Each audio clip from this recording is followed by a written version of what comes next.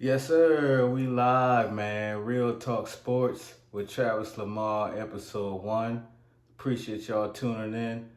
We're gonna talk sports. We're gonna talk live action. We're gonna get right to it. So check it out. Y'all see what I'm repping, man. Y'all see the squad, the professional NFL team. We just suffered a heartbreaking loss to the Miami Dolphins, 36-34.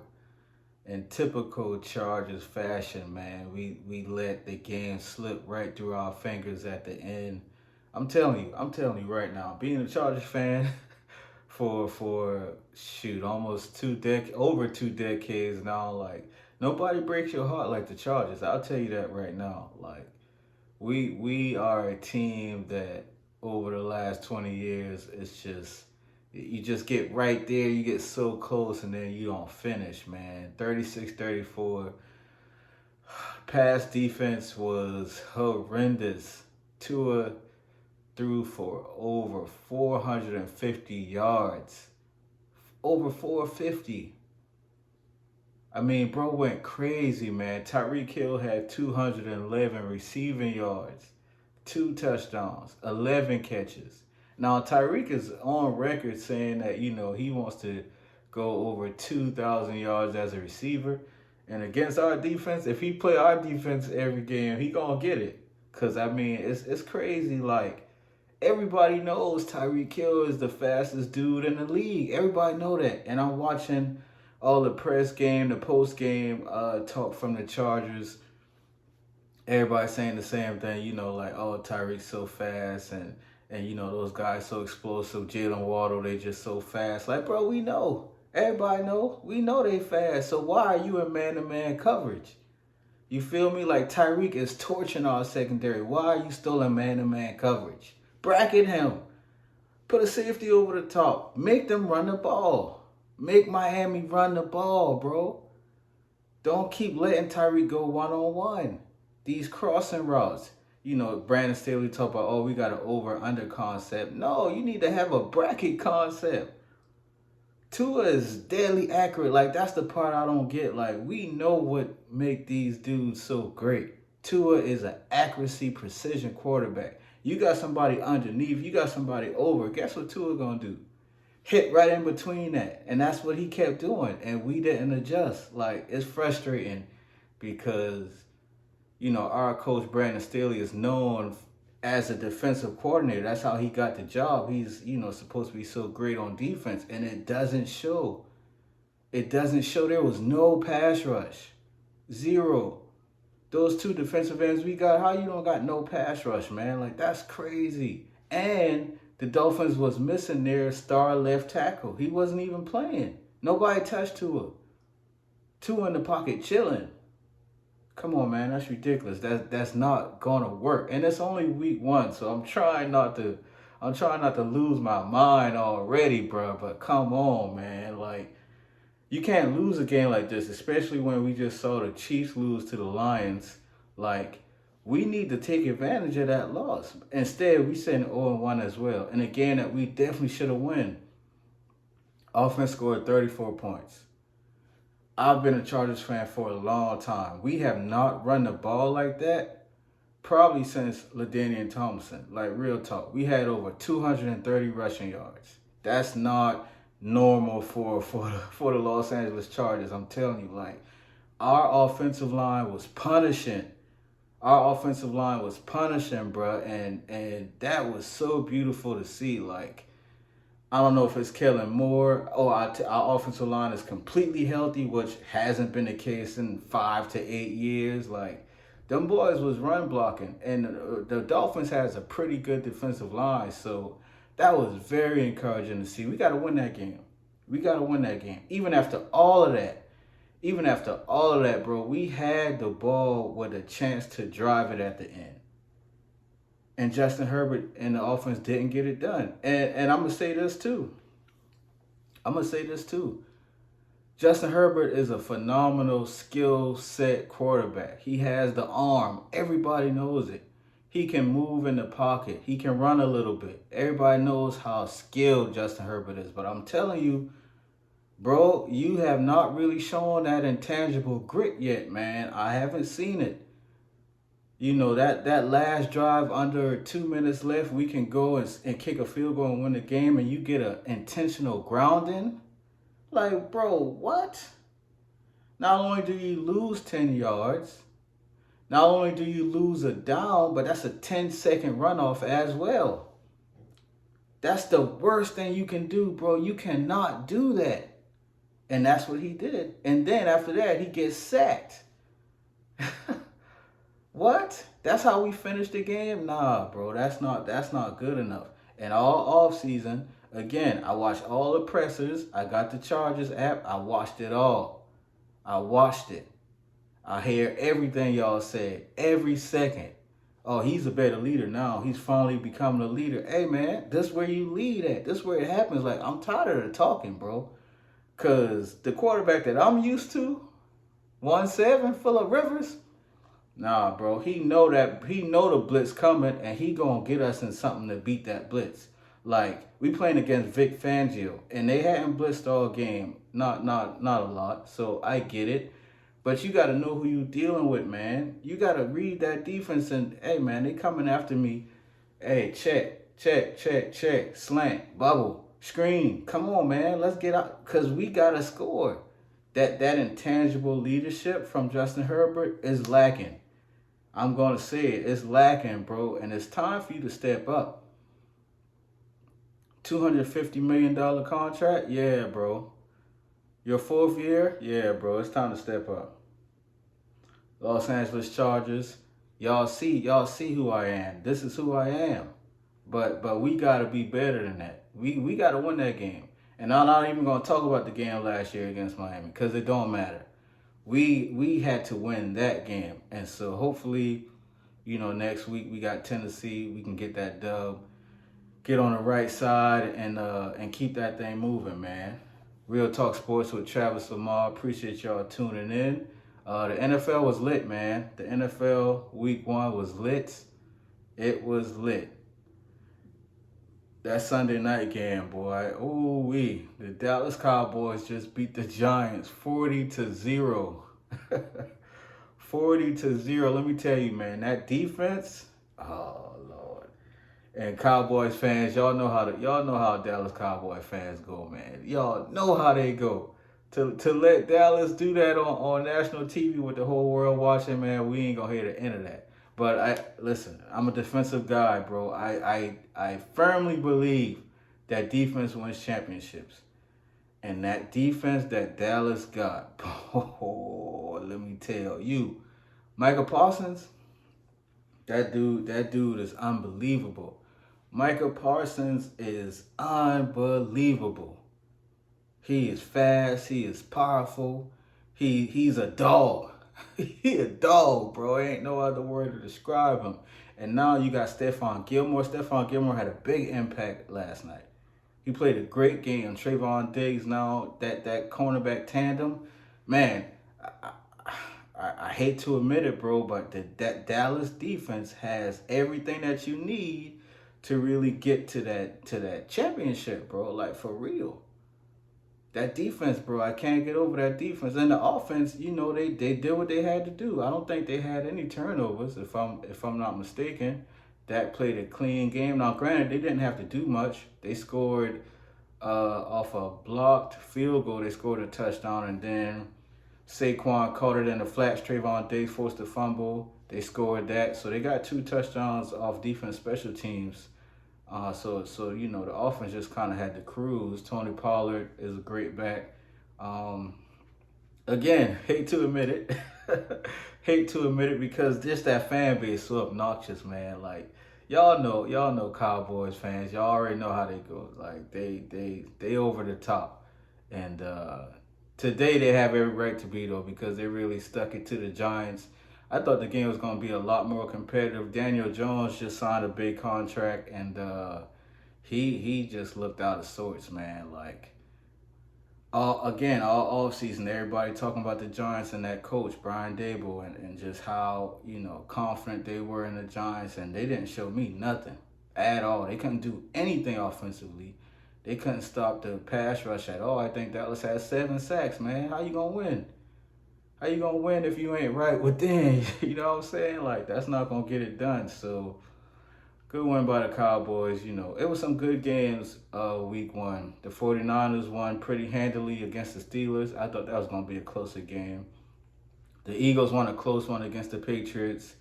Bill Belichick defense, they're just doing what they do. They play tough, and but the Eagles, they squeaked it out. The Jaguars won a tough one against the Colts. Now Anthony Richardson had a little injury he was dealing with. I think he's going to be okay, but that's already a alarming sign, because if you're going to keep running him, I mean, what you think going to happen? You know what I'm saying? Like, so it's going to be interesting to see how Anthony Richardson develops. What else we had? We had Packers Bears. Aaron Jones with 2 touchdowns. Jordan Love looked, pretty good for his first, debut post the Aaron Rodgers era. Justin Fields did not look good. Justin Fields did not look impressive.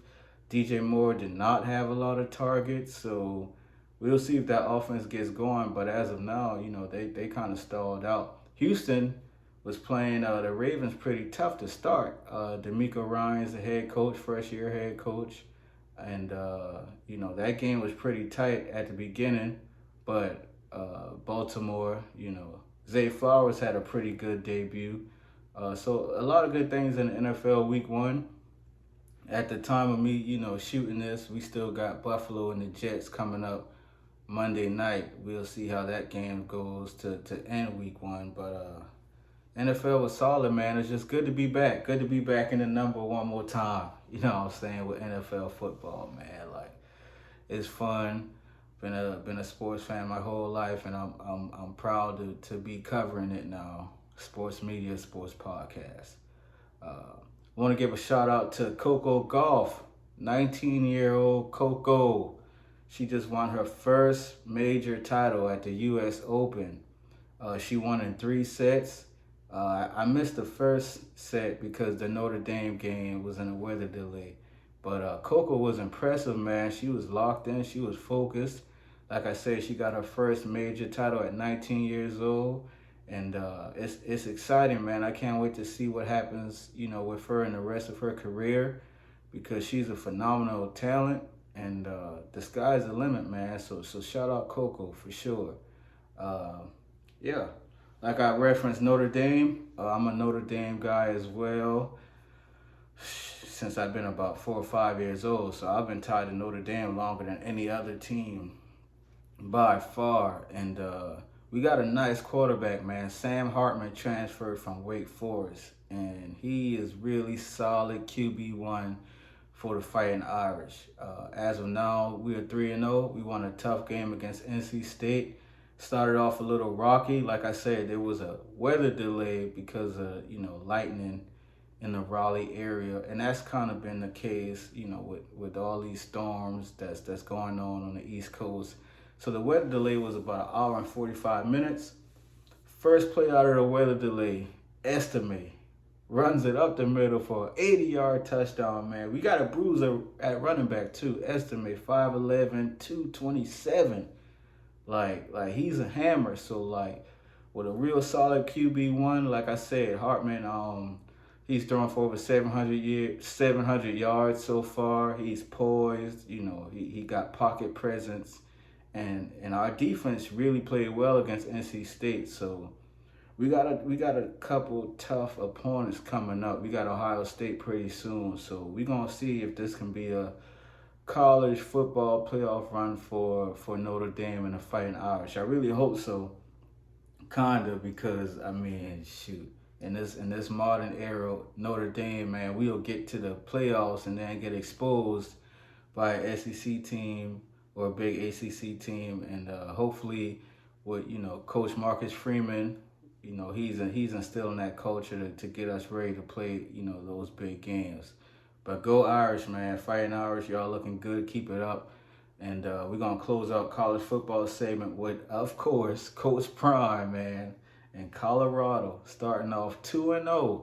So they're beating TCU, and now they're beating Nebraska. Coach Prime has taken college football by storm. By far the most riveting team in college football right now. It's not even close. And so like I don't know, man. Like it's intriguing. It's so interesting for the sport, man. It's like it's so riveting. Like it's prime time, baby. It's Deion Sanders. You know what I'm saying? And it's crazy. I tell you what though, Shador Sanders, QB1 for Colorado, has already thrown for over 900 yards. Shador Sanders is cooking, bro. He is cooking. Shador looks great, man, and they got one of, if not the best college player in football right now in Travis Hunter. What Travis Hunter is doing, playing both sides of the ball, every snap basically, that's unseen, that's unheard of. That's high school. You do that in high school, bro. Like you play both ways in high school, and this dude is doing it at Division 1 level. Not only that, he's dominating.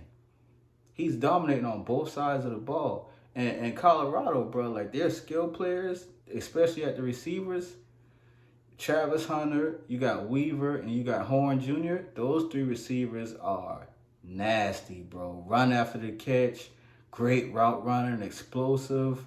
Like Colorado, a problem.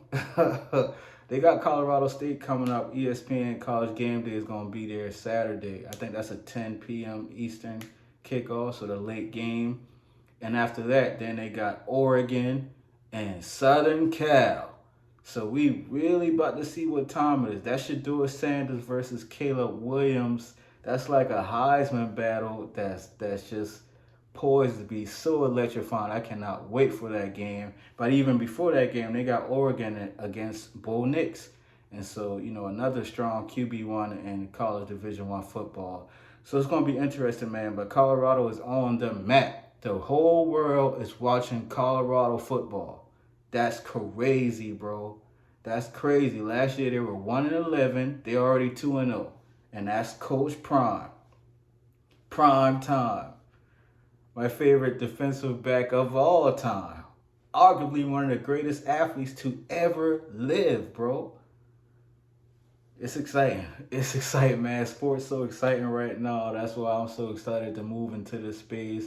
It was time to do it, man. And so Real Talk Sports with Travis Lamar. We here. We having a good time. Fantasy football is going crazy. The top 5 performers in fantasy football for the NFL. We got Tyreek Hill at number 1. Then you got the Cowboys. You got Brandon Ayuk. Brandon Ayuk, we got to talk about Ayuk real quick. Brandon Ayuk for the Niners is nasty, bro. He is nasty. He's somebody I targeted on the draft board. Didn't get a chance to get him, but dude gets separation. His route running is elite. Like, Brandon Ayuk a real problem. And just to piggyback on that, because there was a lot of talk about Brock Purdy and Trey Lance. Trey Lance moving now to Dallas, and is Brock Purdy really the guy? Come on, bro. How much football you need to see? How much football you need to see, bro? Brock Purdy, that dude. Brock Purdy, that dude, bro. How much football do you need to see?